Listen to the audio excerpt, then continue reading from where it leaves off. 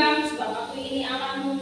Aku akan meneguhkan, bahkan akan menolong engkau. Aku akan memegang engkau dengan tangan kananku yang membawa kemenangan. Jadi apapun yang terjadi, langsung ingat ya saya pasal 10. Jangan takut, sebab aku menyertai engkau.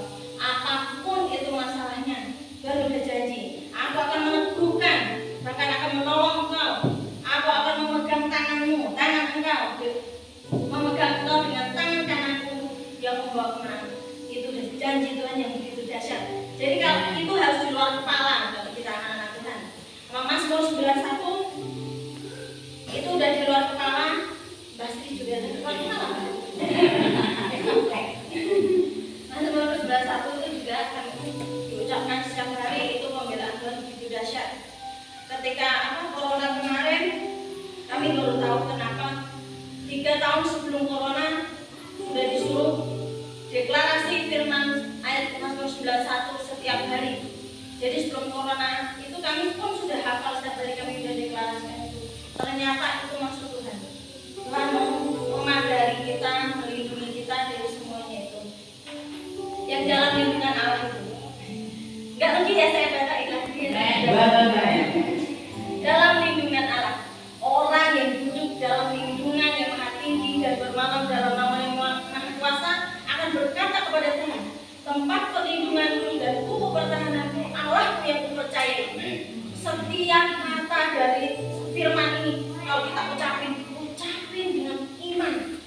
Apapun ucapin aja, pokoknya ucapin, deklarasinya setiap hari. Jadi apa, baca, nanti bisa dilakukan sendiri. Ketika dimana-mana kita ada langsung muncul ayat ini. Ini satu pasal semua, jadi nggak cuma pasal 1, enggak.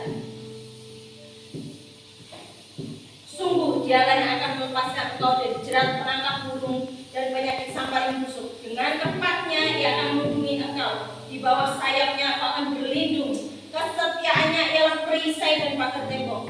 Engkau tak usah takut terhadap kedahsyatan malam, terhadap panah yang terbang di waktu siang, terhadap penyakit sampar yang berjalan dalam gelap, terhadap penyakit menular yang mengamuk di waktu petang. Walau 1000 orang lebah di sisimu dan 10.000 di sebelah kananmu, tetapi itu tidak akan menimpamu. Engkau hanya menontonnya dengan matamu sendiri dan melihat pembalasan tidak pernah kasih. Sebab Tuhan ialah tempat perlindunganmu, yang maha tinggi telah kau buat tempat perteduhanmu. Maka petaka tidak akan menimpakanmu dan ular tidak akan mendekat kepada kemahmu. Sebab malaikat-malaikatnya akan diperintahkannya kepadamu untuk menjaga engkau di segala jalanmu. Mereka akan menatang engkau di atas tangannya, supaya kakimu jangan terhenti kepada batu. Singa dan ratu akan kau langgahi, kau akan menginjak aku singa dan ular naga. Sungguh hatinya melekat kepadaku, maka aku akan meluputkannya, aku akan membentenginya, sebab ia mengenalku. Bila ia berseru kepadaku, aku akan menjawab. Aku akan menyertai dia dalam kesesakan. Aku akan meluputkannya dan memuliakannya. Dengan panjang aku akan penyangkan dia dan akan membiarkan dia bersama terhadap. Ayat ini udah sangat lengkap.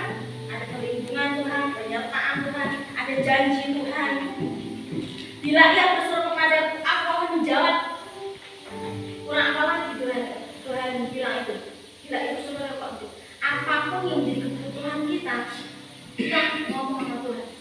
Tidak bilang Tuhan, kau berkata, bila itu suruh padaku, aku akan menjawab. Tuhan sekarang hujan, ya anak-anakmu saat ini. Kemarin terakhir kami berangkat hujan, terus kami kumpul berdoa, Tuhan, kami tahu ketika dalam padamu apa yang anak-anakmu butuhkan, dan saat ini kami butuhkan hujan ini reda, Tuhan. Udah kami amin dan buat reda. Jadi apapun yang kita ingini itu Tuhan kasih. Jangan menginginkan hal yang berkaitan dengan hati Tuhan. Tuhan tidak mau balas dendam. Itu banyak. Itu baru ayat itu masih banyak lagi. Nanti kita tak tinggal lagi. Omang ngeras kota. Masih banyak ayat-ayat tadi agak panjang. Jadi anak saya Fatimah itu kalau misalnya mama tiap tahun ngasih kita ayat emas ini kita apa ini? Nanti bisa sepanjang apa kita deklarasi bisa lebih lama dari kita berdoa.